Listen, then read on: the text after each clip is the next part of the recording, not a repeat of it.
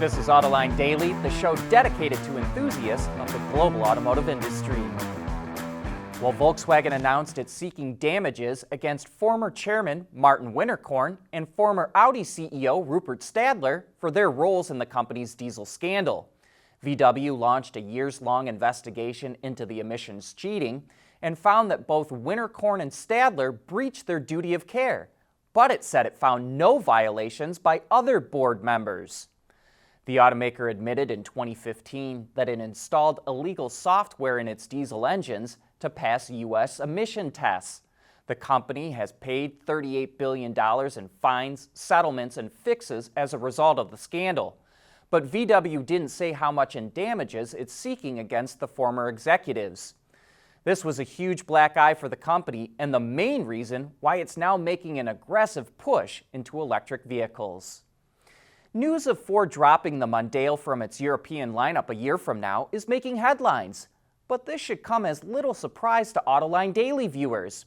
We reported about the end of production of the Mondeo's sister car, the Fusion, at Ford's plant in Mexico so it could clear room for new models.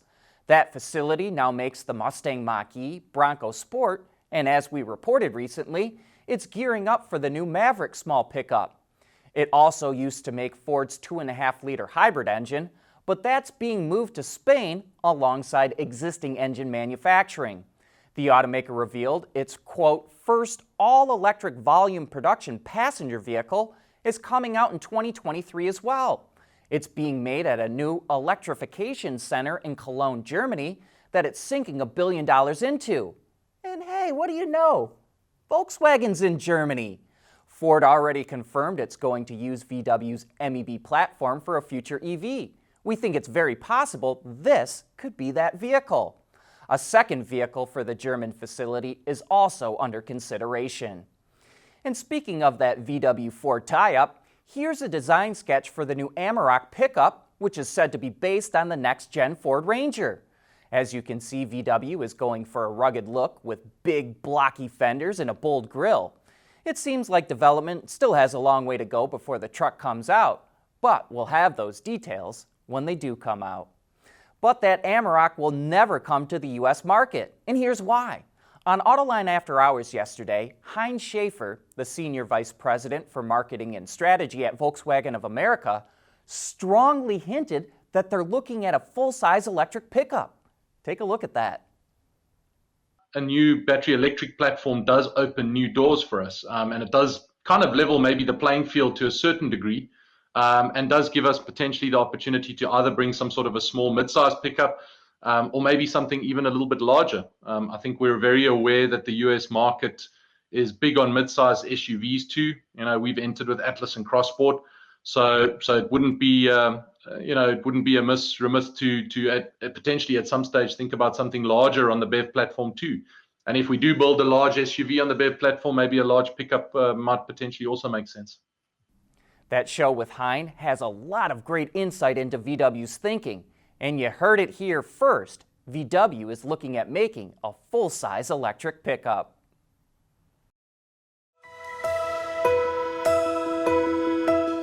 Autoline supports the automotive industry because it touches on all aspects of transportation. Whether it's trucks or trains or ships or planes, the auto industry keeps them on the road, on the rails, in the air, and on the 7 seas. It's the economic engine of the economic engine. And that's why we're proud to say that Autoline is an advocate for the automotive industry.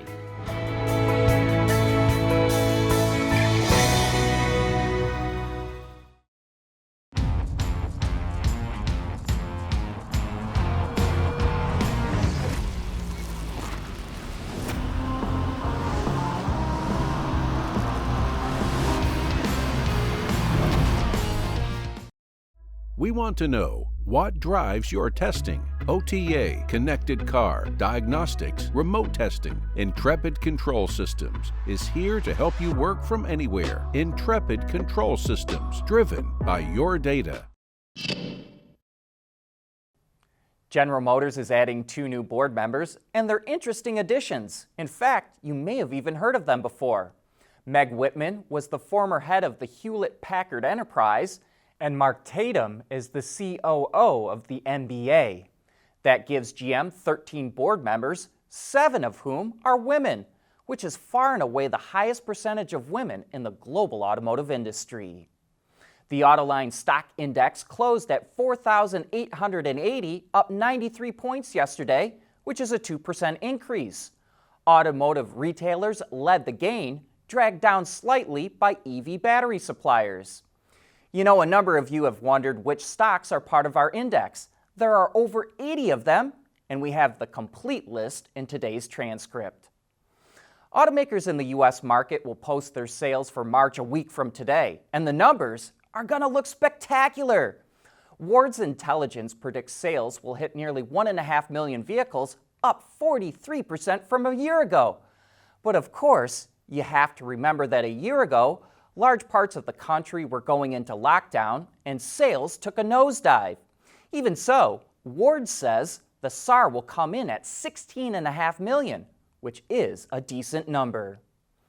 Fatal crashes involving wrong-way drivers is on the rise in the U.S. According to AAA, there were more than 2,000 deaths from wrong-way crashes on divided highways between 2015 and 2018, an average of 500 per year. That's up a third from the 375 deaths annually between 2010 and 2014. The main factors involving wrong-way accidents are drunk driving, older age, and driving alone.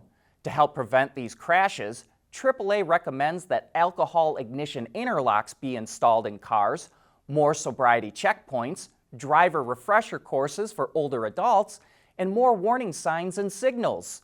Another solution could be supplier ZF's wrong-way inhibit system we reported on a few years ago. It warns the driver with audio signals, seat vibrations, and visual warnings on the dashboard if you're going the wrong way. If that fails to get their attention, it will bring the car to complete stop on the side of the road, turning on the high beams and hazard lights to warn other drivers.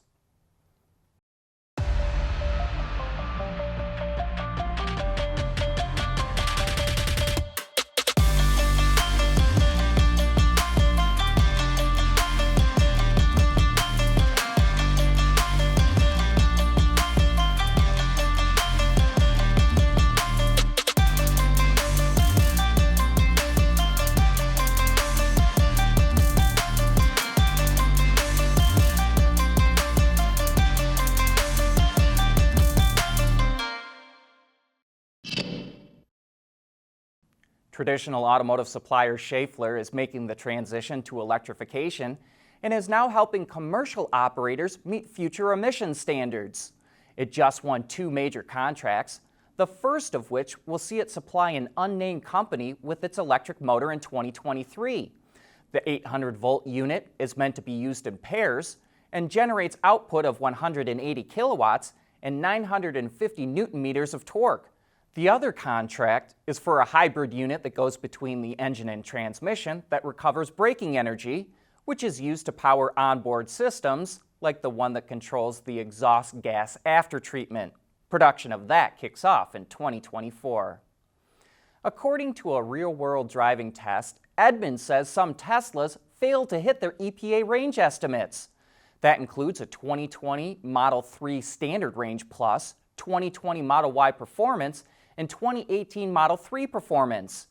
Edmunds originally said all 5 Teslas it tested failed to hit their estimated range, but concluded a 2021 Model 3 Long Range and 2020 Model S Performance will match or exceed range after Tesla engineers argued Edmunds stopped their tests when the gauge read 0 miles, not until the vehicle completely ran out of juice, which is how the EPA does it.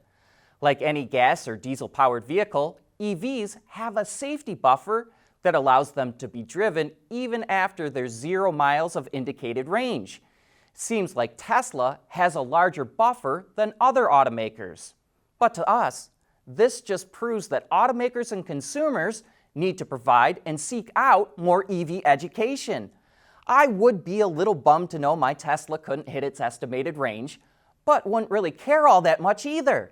EV owners quickly learn It's best to keep the battery between roughly 20% and 80% of charge to prolong its life, so that buffer almost never comes into play. And Teslas are some of the most efficient EVs out there, meaning you get more distance from the electricity you use. As we said, more education. But that wraps up this week. Thanks for watching, and we'll be right back here again on Monday.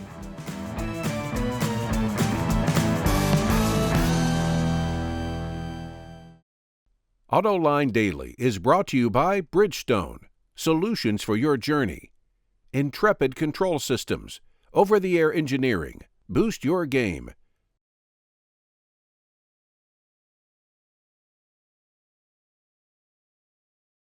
Wards is the industry leader for news, data, and analysis. That's why companies across the globe subscribe to our premium service, maybe even your own. Log in for subscriber access now. Check your company's intranet for details and rely on wardsauto.com to keep you informed.